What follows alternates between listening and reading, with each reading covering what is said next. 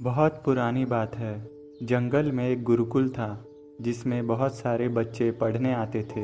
एक बार की बात है, गुरुजी सभी विद्यार्थियों को पढ़ा रहे थे, मगर एक विद्यार्थी ऐसा था जिसे बार बार समझाने पर भी समझ में नहीं आ रहा था। गुरुजी को बहुत गुस्सा आया। उन्होंने उस विद्यार्थी से कहा, जरा अपनी हथेली तो दिखाओ बेटा। विद्यार्थी ने हथेली गुरुजी के आगे कर दी। हथेली देखकर गुरुजी बोले, बेटा तुम घर चले जाओ। आश्रम में रहकर अपना समय व्यर्थ मत करो। तुम्हारे भाग्य में विद्या नहीं है। शिष्य ने पूछा, क्यों गुरुजी?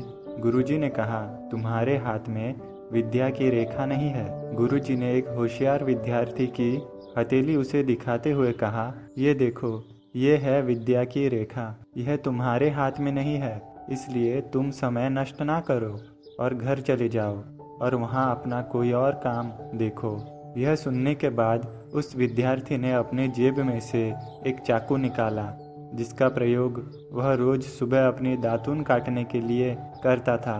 उस चाकू से उसने अपने हाथ में एक गहरी लकीर बना दी। हाथ में खून बहने लगा। तब वो गुरुजी से बोला, मैंने अपने हाथ में विद्या की रेखा बना ली है गुरुजी। यह देखकर गुरुजी भावुक हो गए और उन्होंने उस विद्यार्थी को गले से लगा लिया। गुरुजी बोले, बेटा तुम्हें विद्या सीखने से कोई ताकत नहीं रोक सकती।